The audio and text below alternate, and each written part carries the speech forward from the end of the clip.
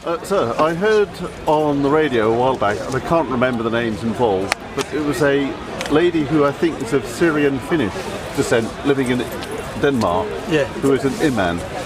And she quoted somebody from what I would call round about 800 AD in Islam, who said the perfect man is a woman. What is your view of that question? Perfect man is a woman? Yes. I don't know a perfect woman. I know there's a hadith. The perfect man is a woman. Yes. He said the statement of a person said the perfect man is a woman. What I don't understand. Doesn't make any sense because by definition, a man is not a woman. Where is that? A man is a man. A woman. A woman is a woman. It's like I tell you, a perfect dog is a cow. Yes. The perfect dog. The sentence. There's a cat. It's different. Maybe what she was trying to say, a perfect man who respects women. What she was trying to say is that if you want a man to be perfect, he has to meet the standard of behaviour that a woman has. No, what we say, that maybe she meant this. In Islam we say min kulli wara'a rajulun 'azim imra'a. Every behind, yeah, I'm going to say that. Every behind a great man is a woman. Oh gosh, I mean that's what we say. Yes, that's what in Arabic we say. We say al-mar'atu madrasatun. That woman is a school, is a college. In the West they say woman is a half society. We say woman is a full society, the whole society, because she gives a birth to the other half. That's why if you have a good woman that take care of your children, you will have good society. That's what we say. Have you ever been to Sutton Hoo? Where? Sutton Hoo. It's near Woodbridge in Suffolk. It's where King Radwell Worthing, it is believed, was buried in a ship burial. And one of the things about Anglo-Saxon society, the burial incidentally was about 600 AD, round about the time that Islam was founded, if that's the correct phrase. Yes. But one of the interesting things it said is that in that Anglo-Saxon society, women were accepted fairly much as being equal to men and wise counsellors. Woman equal to man? Yes. Yeah, we believe that in Islam, Prophet Muhammad said, "An-nisa'u ashqa'u al-rijal," that women are half of man. However, there are some things for women and for men. Like now, if you're in a house and someone comes to burgle your house or to rob your house, you're not going to tell to your woman to go fight him. You're going to know it's your duty now to fight and defend your woman. It's naturally, yes, expected. That's why women, even if they see men not acting as a strong person, tell them, you acting like a woman. But in Islam, yes, it's known. Even in a bus here, when you have a queue, they say ladies first. If we are equal, there's no point to say ladies first, because all of us should be first. But the fact that, yes, that's what they do. People play with words, not you, but people play with words. So in Islam, if a man commits sin or a woman commits sin, same thing. Doesn't mean because she's a man or because she's a woman, she's gonna get, no, same. Rather, in some circumstances, woman has more right than a man. In Islam, for example, the mother has more right than the father. Okay. The Hadith Prophet when a man, I don't think we were here, when a man came to Prophet Muhammad and he said, who deserves my companionship more? Who has more right over me? He said, your mother. He said, then who? He said, your mother. He said, then who? He said, your mother. He said, then who? He said, your father. Even Allah specifically mentions about the mother carrying out her son for 9 months. And it's a big sin to disrespect your mother. And one of the Muslim scholars, there's two scholars, they were brothers, both of them. So one of them was praying night prayer, and one of them was massaging his mother's feet. And when they asked him, he said, "Oh Muhammad ibn Sirin," he said, who do you think is better in Allah's sight? He said, I'm better than him, because he was praying voluntary prayers, but I was doing something which was compulsory to take care of my mother. You see, when one of the companions, his mother passed away, he was crying very, very hard. I said, why? He said, because one of the gate of paradise has been closed. That hadith sahih, like paradise. No, the correct hadith, when a man came to the Messenger of Allah and he said, I left my mother, he said, go back and take care of her because Jannah is there. You see what I'm saying? But Islam comes with justice. Justice is better than to be equal all the time, because sometimes to be equal can be oppression. How? For example, if you have a son and you take care of him, and one of them he has a wife and a children, and you have a son has no family, which one deserves more money? You want to give them both £50 or £100? £50, or you have to give according to the situation. Come on. Question, I would have to think about that. Keep it. I've never been in I think you should speak to the shop centre, because they're not doing what you're speaking about. Even the government in this country, they know the one with the family deserves more money than the single person. So even, you know, in this country, even the one who is older in age, they give him more money than the one who's younger in age. Because culturally. No, culture even makes sense. That's what culturally in British society, going back historically, then generally speaking, property was divided equally between sons as inheritance. Now, not going I'm talking about. Look, that's the situation. No, I'm talking about equal. To be equal sometimes can be oppression, and it's known.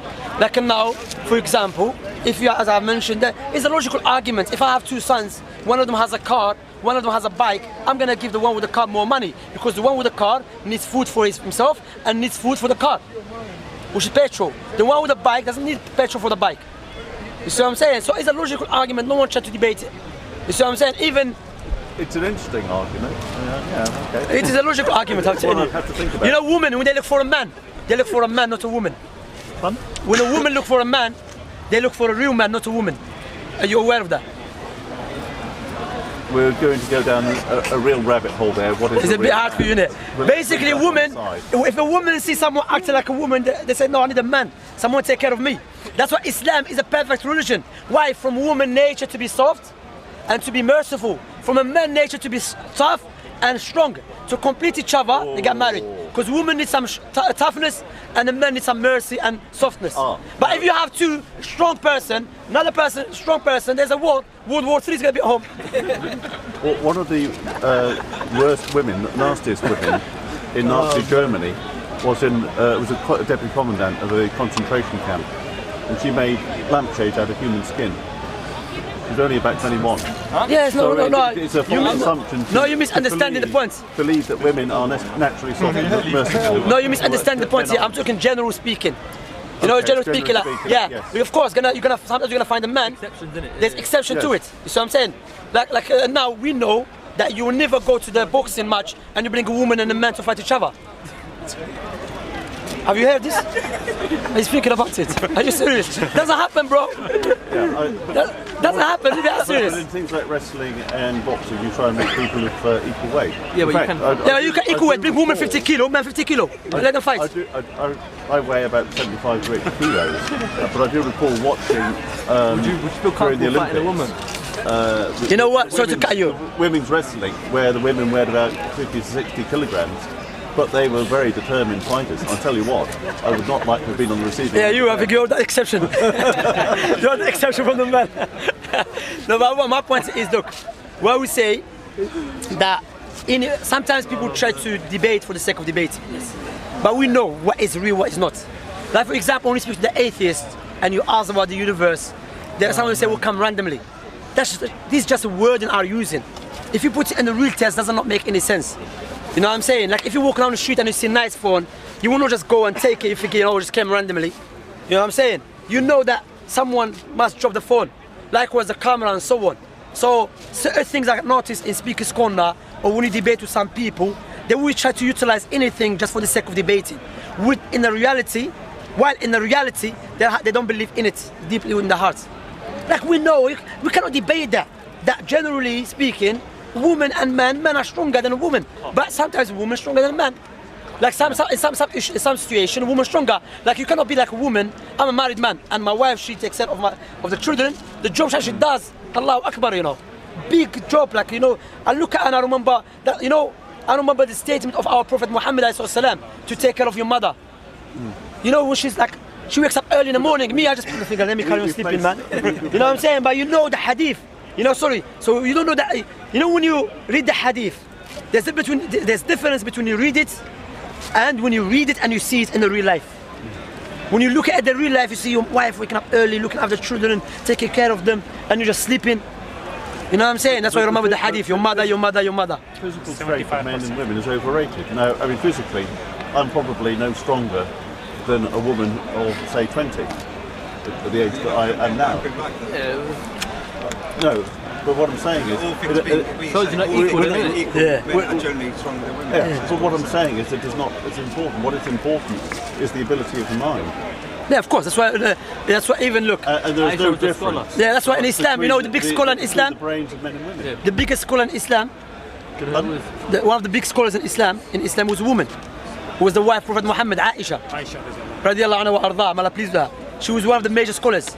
The companions, males, men, when they used to differ amongst themselves, they used to go back to her, without any doubt. That's why the poet said, لو كانت عائشة مثل سائر الرجال لفضلت النساء على الرجال لا التأنيث نقصا للشمس ولا تذكير لفخر الهلال. He said, if all women were like Aisha, women would be better than a man. Okay? Because Aisha was very, very powerful woman. May Allah please with her. She was a righteous woman, and I advise my Muslim sisters to follow her way instead of following the way of these singers and these liars. You know, the Prophet Muhammad's companions, his wives, they were good women, the best example to follow. You see, so inshallah we stop here. You know. Let's go look for something. Yeah, khalas, inshallah. It was nice talking to you. What's your name, sir? Robert. Robert, nice to meet you. My name is Shamsi. Robert. Thank you. Take care. Salam alaikum. Salam. Assalamu alaikum. عليكم السلام. عليكم السلام. حياكم الله. كيف الحال؟